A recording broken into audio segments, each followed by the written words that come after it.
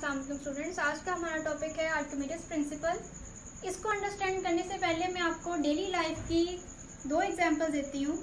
इसमें पहला तो ये है कि अगर हमारे पास एक वाटर टब हो और उसके अंदर हम बैलून को फिल कर, बैलून जो है उसको आप field balloon, air filled balloon है, उसको रिलीज करें तो बैलून जो है वो सरफेस पे आना शुरू हो जाएगा और वो बड़ी तेजी से सरफेस की तरफ आता है। इसका मतलब है कि उसका जो प्रेशर है वो उस पर कर रहा है या लिक्विड जो है वो उसको अपवर्ड फोर्स प्रोवाइड कर रहे हैं। दूसरी तरफ अगर हम देखें कि मैं एक नीडल को ड्रॉप करती हूँ वाटर के अंदर, तो क्या वो नीडल भी इसी तरह से ऊपर की तरफ आएगी? नहीं आती। इसके ऑपोजिट अगर मैं एक वुडन ब्लॉक है उसको अगर मैं रखूँ, लकड़ी का कोई टुकड़ा है उसको रखूँ और उसको मैं देखूँ कि वो उसको मैं वाटर के बॉटम पे रखूँ, तो मैं देखूंगी कि वो क्या आ जाएगा, ऊपर आहिस्ता आहिस्ता सरफेस की तरफ आना शुरू हो जाएगा।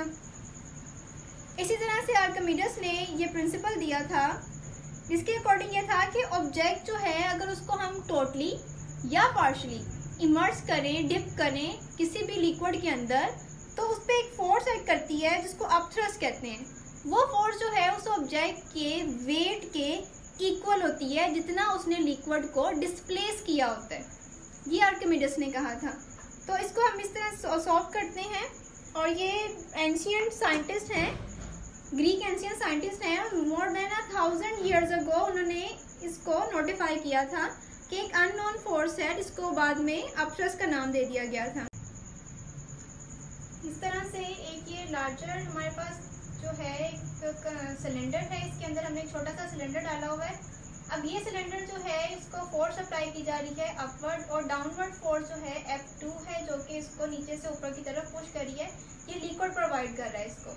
अच्छा, इसकी जो हाइट है उसको हमने H से रिप्रेजेंट किया है। जो इसकी हाइट अबव है वो H1 है और फ्रॉम द बॉटम इसकी हाइट जो है वो H2 है। यहाँ से डिफरेंस हम फाइंड कर लेंगे तो इसकी हाइट जो हमारे पास H आ जाएगी। प्रेशर P1 जो है वो यहाँ से अप्लाई हो रहा है अपवर्ड। अब सबसे पहले इसकी डेफिनेशन है, स्टेटमेंट है इसकी।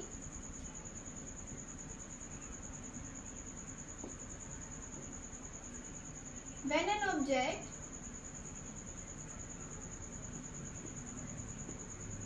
totally or partially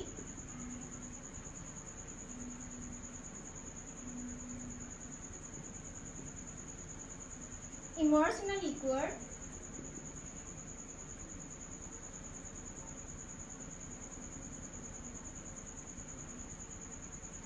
and upthrust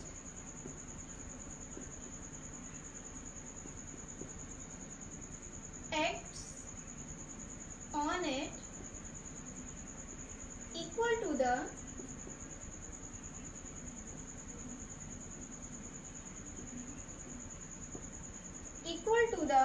weight of the liquid. This is the statement.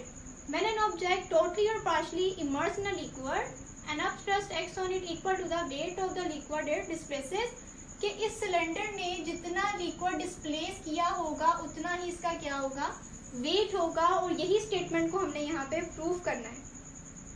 सो इससे सबसे पहले हमारे पास जो है वो जो डेप्थ आ जाएगी, वो सिलेंडर की डेप्थ जो होगी वो क्या होगी, H2 minus H1 is equal to H।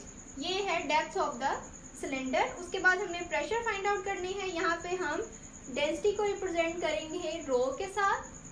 ये लिक्विड की डेंसिटी को मैंने आपको पहले बताया था, रो से रिप्रेजेंट करते हैं। जब हम ऑब्जेक्ट की डेंसिटी को, सॉलिड ऑब्जेक्ट होता है उसको हम कैपिटल D से रिप्रेजेंट करते हैं। तो P1 and P2 are the liquid pressure at depth H1 and H2। तो रो जो होगी डेंसिटी होगी, तो इसके अकॉर्डिंग हमारे पास प्रेशर जो है वो P1 आ जाएगा रो GH1। ये हमने पहले प्रेशर इन लिक्विड्स में हमने प्रेशर फाइंड आउट किया था, वहां का उस क्वेश्चन का रेफरेंस आएगा यहाँ पे, रो GH2। ये हमारे पास प्रेशर आ गए हैं। अब इन्हीं के अकॉर्डिंग हमने जो है वो फोर्स फाइंड आउट कर लेनी है। F1 force and F2 force जो है वो इन प्रेशर्स के अकॉर्डिंग ही हमने फाइंड आउट करनी है। सो प्रेशर का फॉर्मूला क्या है, प्रेशर इन लिक्विड का फॉर्मूला क्या है, P1 is equal to F divided by capital A। Force find out करनी है। सो F1 क्या आ जाएगा, P1A, F2 क्या आएगा, P2A। ठीक है। अब यहाँ पे हमारे पास F1 क्या आ जाएगा, प्रेशर क्या है, ρGH1A। F2 क्या आएगा, ρGH2A। ये हमारे पास दो फोर्सेस आ गई हैं। अच्छा, अब इन फोर्सेस का डिफरेंस जो होगा वो इसके वेट के इक्वल होगा, और जो सिलेंडर का वेट जितना उसने डिस्प्लेस किया होगा उसका वॉल्यूम भी वही होगा। सो उसको हम कहेंगे अपथ्रस्ट ऑफ द लिक्विड। उसको फाइंड आउट कर लेते हैं। Upthrust of liquid, this is F2 minus F1। तो F2 क्या है हमारे पास, ρGH2A माइनस ρGH1A। यहाँ पे हमारे पास H2 और H1 बाकी चीजें कॉमन आ रही हैं, ρGA कॉमन है। सो H2 माइनस H1 हमने स्टार्ट में किया था, this is equal to small h। So हमारे पास यहाँ पे A और H जो है वो इक्वल आ जाएंगे वॉल्यूम के, ρGV। तो अपथ्रस्ट हमारे पास जो फोर्स आ गई है अपथ्रस्ट, दैट इज F, तो ये क्या आ जाएगी, ρGV, ये हमारे पास आ गई है यहाँ पे। सो ρGV is a weight of the liquid displaces. Upthrust act on a body immersed in a liquid and is totally equal to the weight of the liquid displaces, which is the Archimedes principle. Rho यहाँ पे है density of the object, G यहाँ पे है gravitational acceleration, और volume जो इस object ने डिस्प्लेस किया है, लिक्विड को जितना वॉल्यूम डिस्प्लेस करके ये अपवर्ड मूव किया है वो इसका वॉल्यूम है। टोटल इक्वल टू आ जाएगा अपथ्रस्ट ऑफ द लिक्विड के इक्वल आ जाएगा। ये भी लॉन्ग क्वेश्चन है, इसको पहले आपने स्टेटमेंट राइट करनी है, फिर एक्सप्लेनेशन है, फिगर आ जाएगी, उसके बाद इसकी डेरिवेशन है, और एंड पे इसका रिजल्ट राइट करना है आपने। इसके साथ हमारे पास एक प्रॉब्लम है, problem number 7.3, sorry example number 7.3। A wooden cube of size 10 cm each has been dipped completely in water. Calculate the upthrust of the water acting on it. A wooden cube of size 10 cm each. अब हमारे पास given data में एक side दी गई है cube की, length of the side is equal to 10 centimetre. पहले तो हमें सेंटीमीटर को मीटर में चेंज करेंगे, 10 डिवाइडेड बाय 100, 0.1 मीटर हमारे पास आएगा। उसके बाद आपने volume of the cube find out करना है, तो 0.1 मीटर क्यूब लेंगे हम यहाँ पे। तो ये हमारे पास आएगा 1 multiply 10 power -3 metre cube. Length single होती है, वॉल्यूम में 3 लेंथ्स को मल्टीप्लाई करते हैं तो वॉल्यूम आ जाएगा। उसके बाद हमने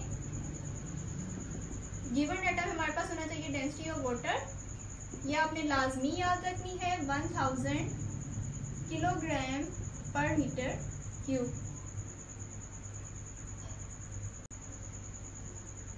अपथ्रस्ट फॉर्मूला जो अभी हमने ड्राइव किया, upthrust force is equal to ρGV। Solution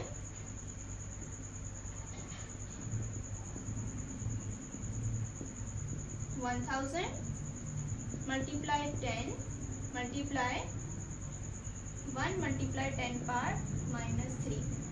in सबको मल्टीप्लाई करेंगे, ये तो दोनों कैंसिल हो जाएंगे, तो हमारे पास आ जाएगा 10 न्यूटन अपथ्रस्ट जो है वो फोर्स आ जाएगी।